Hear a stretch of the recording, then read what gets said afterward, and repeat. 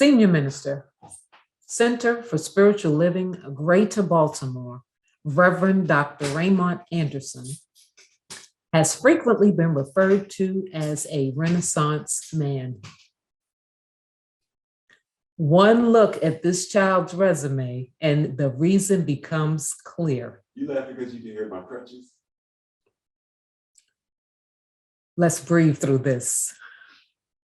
His mission is to live, move, and be inactive, which is an acronym, authentic, compassionate, transparent, inspired, vibrant, and empowered member of society who serves to educate, elucidate, emancipate, awaken, and empower people and communities, and work Tracy's 3rd, 4th, and 18th nerve. I give you Reverend Dr. Ray.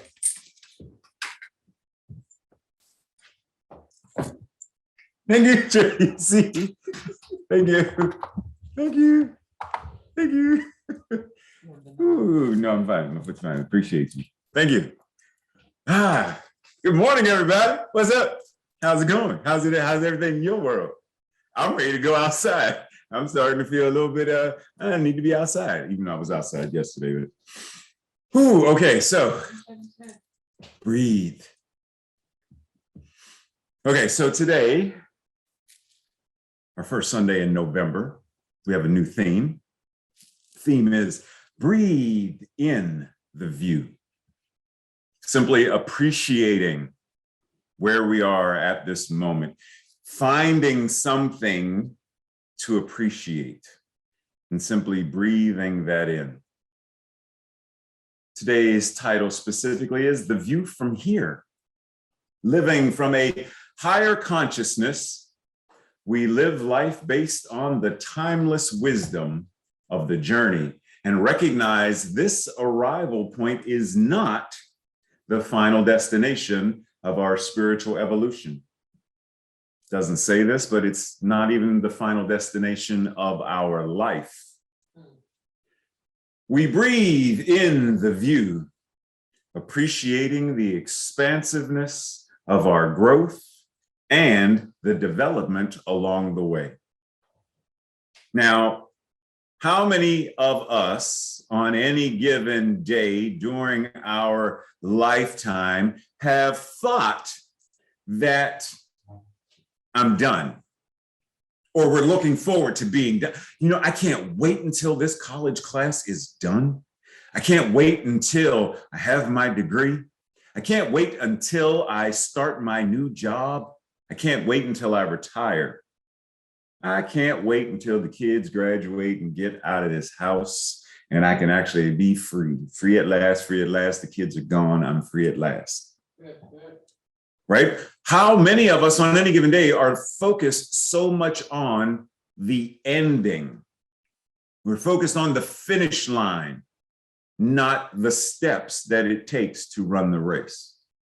We're focused on getting to the vacation destination and not the actual process, and appreciating the process that even gets us to the vacation destination. What happens if we stop looking for the I'm done and it's finished? Ernest Holmes says, the ultimate goal of life does not mean we shall ever arrive at a spiritual destination where everything remains static and inactive. This is not our ultimate goal, to reach a point of just, I'm done. I'm chilling on a cloud, playing my harp for the rest of forever. I'm just chilling. I'm done. I ain't got to do nothing. I ain't got to go nowhere. I'm done. That is not the ultimate goal of this thing we call life. That which to our present understanding seems an ultimate goal will, when attained, be but the starting point for a new and further evolution, we believe in an eternal upward spiral of existence. And we understand this when we think about our regular everyday lives. We start a meal, and we know that at some point that meal will conclude. And then dessert starts and concludes. And then something else starts and concludes. But what if there is actually no beginning and no end, but an ever, ever, ever moving process from one to one to one? Not even one thing to another, but simply one ever moving flow of life upon itself. And what happens if we stop looking at the end, or even, like I said, the beginning? Because one of the things that I have noticed is when we think about this whole idea of beginning and end, oftentimes this consciousness of heaven, hell-ish, somewhere that paradigm of eternal or eternal like somewhere in there, there's this great pleasure or there's great suffering. And so we start things with the intention of, I want to have pleasure. I want to avoid pain. Or I'm in pain and I want the pain to end so that I can start. There's always this ebb and flow between getting more pleasure, avoiding the pain. And there's nothing wrong with that in general terms. And there's nothing wrong with it, period. The idea, however, is what happens when I'm present? What happens when I stop looking at the checklist that I need to go through, my to-do list, my to-be list, my to-have list? You know, I have to have this by Christmas. I have to have this by my birthday. I have to have this by the time I'm 35, by the time I'm 55, by the time I'm 75. I have to have this. I have to be this. I have to have done this. And it's because we're on this ongoing spiral of heaven, hell, good, bad, right, wrong, naughty, nice. It's almost like we're still in a paradigm of Santa Claus where we are doing our best to be good, not to be bad. And yet the concept, the consciousness connected to that is what's holding us prisoner to that consciousness and paradigm. Simply be present to life. Breathe through life. Breathe in the view of life, of every aspect of everything, and recognize that there is no end. Holmes said it is this spiral of ever evolving, ever expanding consciousness. So whether we think of it as like a multiverse, an ever expanding, whatever, conscious layers, levels of planes of existence, whatever it is you want to call it. But if God doesn't end, and what it is we are, incarnating itself as us, then we don't end either. So breathe.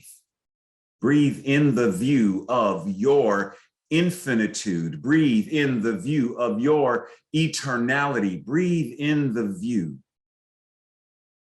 Simply be present. Holmes also says, through the continual emergence of the creative principle, any last finality proves to be but the beginning of a new creative series. This eternal spiral, finding its base in the everlasting reality, will never cease to emerge. Will never cease. God always acting upon itself without end. Now, here we are once again in this frame of, what did we just do last night? Fall back. And then in a couple of months, we'll spring forward, beginning and ending. This begins the time of saving more daylight. And then we'll get to the next period of, what does it say? Proves to be but the beginning of a new creative series. There's an ongoing, we don't say, okay, so this is the beginning of my breath, and this is the end of my breath. We just breathe. We simply inhale and exhale. We don't check it off. Hey, Tracy, guess what? This morning before I got out of bed, I breathed 25 times. What? Check that off, boo. Right. You ahead of the game. Right? We don't do that.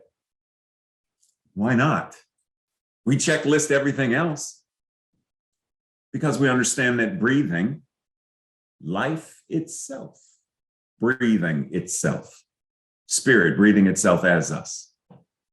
So what would happen if we looked at everything in that same way? We looked at work the same way. This is not the start of my job. It's not the start of my work day. It's not the start of my work week. It's not the beginning of service. It's not the end of service.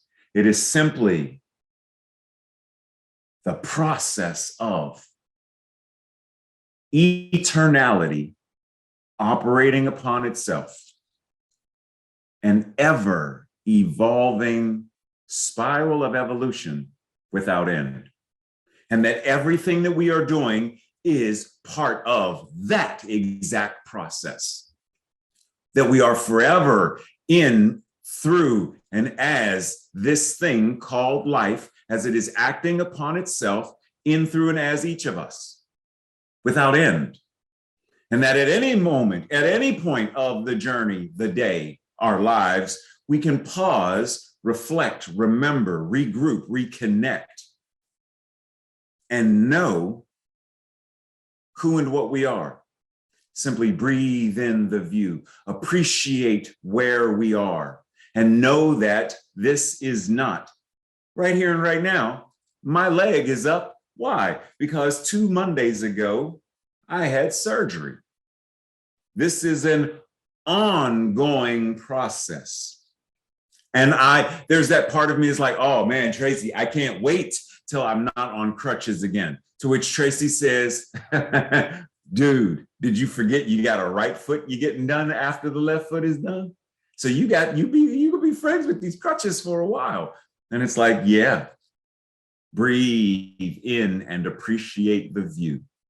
Whatever the view is, find that breath that says, even in the midst of pain, I know that this pain is temporary. Even when chronic back pain from sciatica or whatever, or the herniated disc in my neck, even if it's chronic pain, even in that, breathe in and appreciate the view. Is there something that I'm able to be grateful for in this moment, in this moment, in this moment? Our declaration of principles, hold on, before we get there, let's explore this. Ernest Holmes says in the book, Effective Prayer, I believe absolutely in the immortality and the continuity of the individual stream of consciousness, which is what we mean by the individual life stream. Humanity is an ascending principle of life, individuality and expression through experience and unfoldment. Do we believe that? Do I believe that? Do I believe absolutely in the immortality and the continuity of? Our declaration of principles, what we believe, says we believe in the eternality, the immortality, and the continuity of the individual soul forever and ever expanding. Do we believe that? Are we able to believe that? Do we give ourselves space to believe that?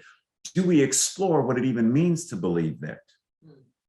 We believe in the eternal goodness, the eternal loving kindness, and the eternal givingness of life to all. Do we believe that?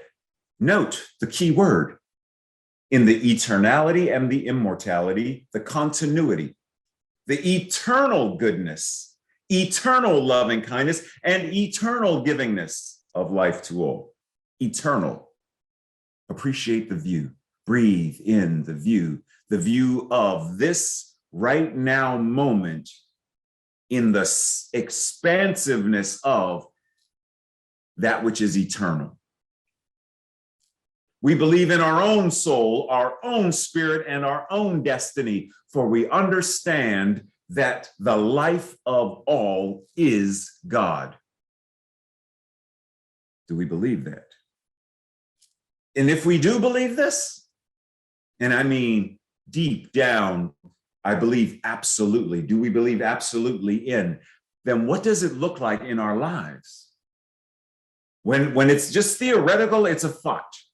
But when it becomes our mental equivalent, it is our thinking, our speaking, our feeling, and our actions, then we see the evidence of it. So if we believe this, what is it showing up in our lives as? Because when we really get down to the nuts and bolts and ask ourselves, what do I believe? Okay, fine. What do I believe about my body? Because what I believe about my body is going to show up in my thoughts, words, feelings, and actions. What do I believe about relaxation? What do I believe about love? What do I believe about death? What do I believe about God, myself, and other people? What do I believe about any aspect of? Because along the journey, wherever we are in life, these things show up. So I believe a vacation is relaxation.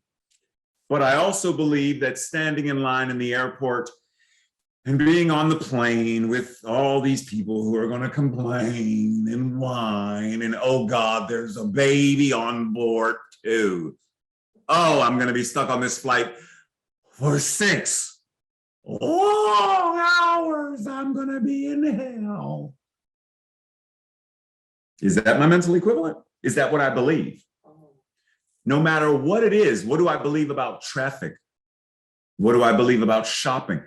Everything that we do in this thing called life must outpicture based upon whatever we are holding as the mental equivalent of it. So being really grounded in knowing, what is it that I believe? What is it that I think about, speak about, feel about, and act about any and every aspect of my life? Because I'm not going to be able to breathe in the view if my mental equivalent is, are we done yet? Like, when does this end? When is service over? When will Tracy stop talking? When will Reverend Ray stop running his mouth? When will I be off crutches? When will the next surgery begin? When will I be in pain? Just breathe. Breathe and be present to the right here, right now. Breathe in the view. Breathe in the view. Science of Mind says the sum total of all erroneous human belief binds until the individual mentally lifts themselves above the law of averages into the higher law of spiritual individualism, and to which I also add spiritual collectivism, the allness. So it's not just about me individually, but I understand that when I lift my consciousness, the law of averages, I lift myself to the higher law of spirit, of love, of God, of the thing itself, then knowing that there is only one, as I do it for myself, it must affect everything and everyone. You know, one of the things that showed up in the film, The Eternals, not giving any spoilers, relax, was this concept of the unimind. There's only one mind. Yes. And what happened when one of the Eternals linked? They all linked, even the ones who may not have wanted to. So when any one of us does this individually, it up-levels everything collectively because there is only God acting upon itself. So when you meditate, you are meditating some aspect of me. When Heather prays, Heather is praying all of us into that consciousness of. When Robert plays, he is playing and raising the vibration of everything on the face of this planet, all at once, with one single note.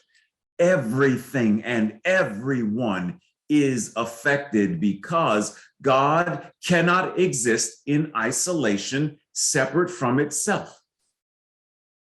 That's why I say into the higher law of spiritual individualism and spiritual collectivism. There's only one. So erroneous. The opposite of erroneous is when we understand something to be correct, something to be true. We're going to focus on that. True. What does it mean for something to be true? Well, in terms of what we teach and what we practice, there is nothing to heal, only that which is true. Capital T, truth, to be revealed. Precedent is not necessarily what is true. It's a fact, or it's a lowercase t truth. But principle is capital T true, capital T truth. And principle is not bound by precedent.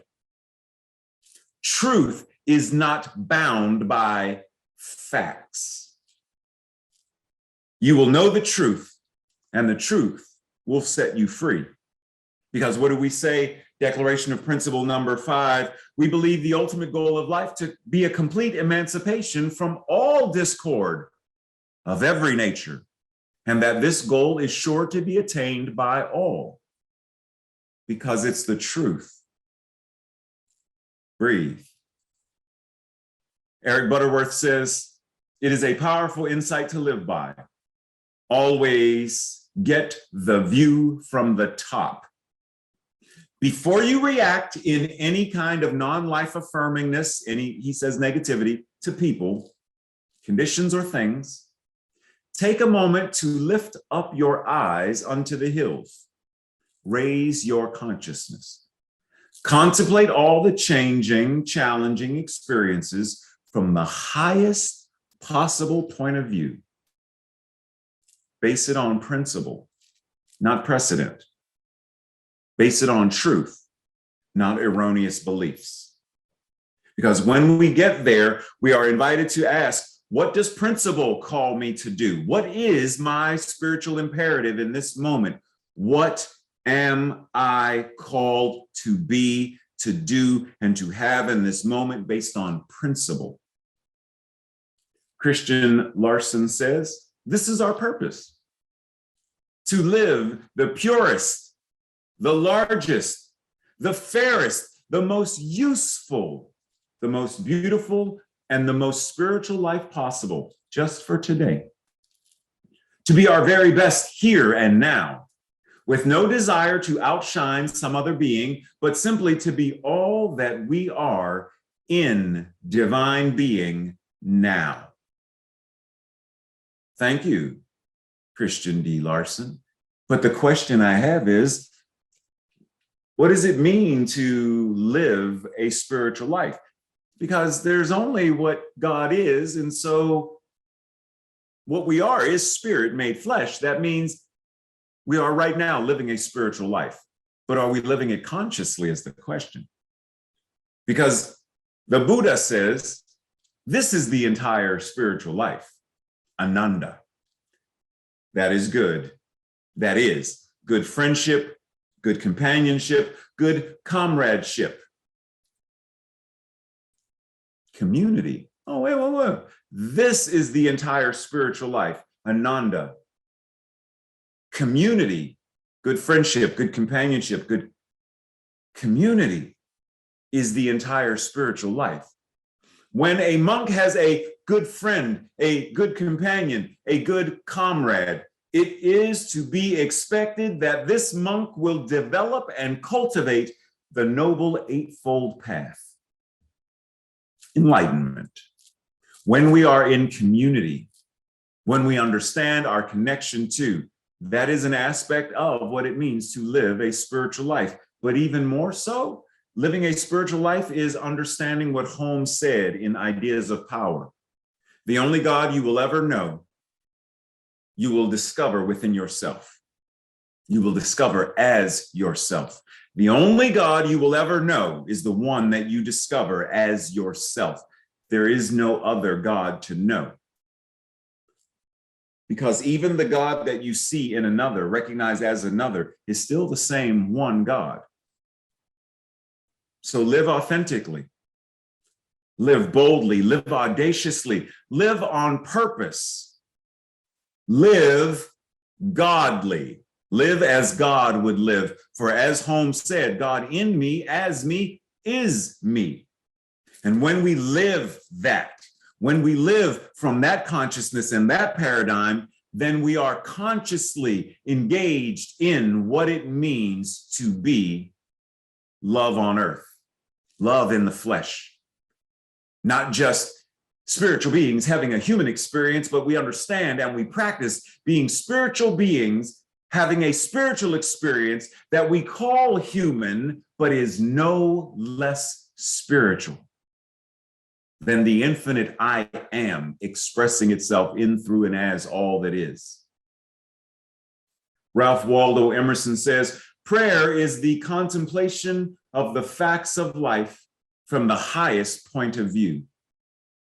To which we could add from our teaching, prayer is the declaration of truth about life from the highest consciousness and point of view. And so we breathe.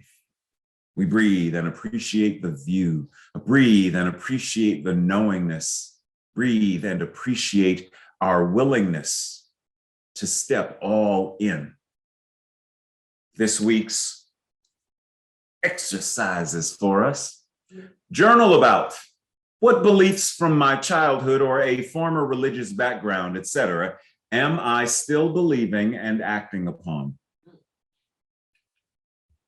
Maybe beliefs about money, beliefs about heaven and hell, beliefs about judgment or relationships, beliefs about good old Santa Claus. Are there any beliefs that I'm still somewhere in my consciousness acting upon that were things from my childhood or a former religious background? Then identify 4 beliefs that are not in alignment with principle and any beliefs that are not life-affirming. If it's not nurturing, if it's not moving you in a direction of what you know you desire and deserve, are you willing to explore the beliefs about betrayal, bitterness, forgiveness, whatever it is, in order to transcend this and move through it to experience life on your terms? To truly be able to breathe in and appreciate the view. Then ask, what is the highest vision that I can hold of and for my life right now, my community right now, and the world right now? What is the highest vision that I can hold of and for my life, your life, the community, and the world? Because keep in mind, if we anchor and ground into the belief there will always be war, then that mental equivalent is going to be without pictures. But if we say, you know what, I used to believe that, and I am willing to believe something different in this moment.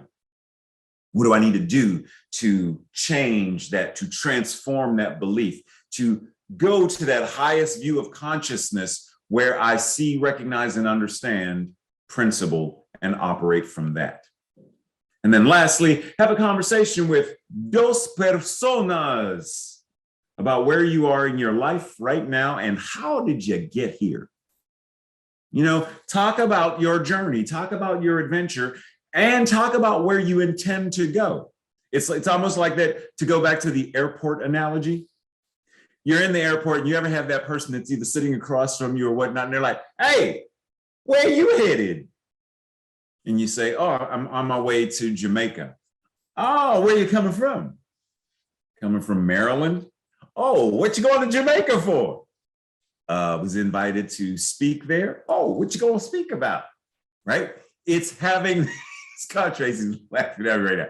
It's having this conversation about where are you from? Where are you now? Where are you going? Because remember, it says in the Bible, where there is no vision, the people perish. So what is the vision that you have from where you were, where you are, and where you are going? And so we breathe this week's declaration, our affirmation. First, I will say it. And then if you feel in alignment with it, say it with me on the second go round. I lift my eyes to the highest and grandest view of life. Together, I lift my eyes to the highest and grandest view of life. And we breathe.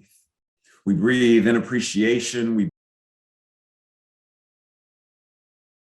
We close out this service, this Sunday service, recognizing that the isness and allness of the eternal power and presence of love itself continues to be in service to itself in all ways, always, forever and ever.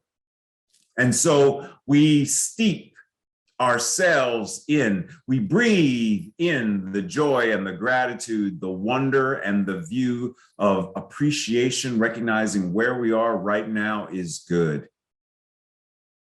We simply breathe in and allow this goodness, this givingness of life to all to well up within us. We breathe it in, we breathe it out. We put our right foot in and we shake it all about. Simply knowing that the law receives and all is good. We allow this to be what it is as answered prayer, and together we declare it to be so by saying, and so it is. Amen. Blessings, everybody. Much love.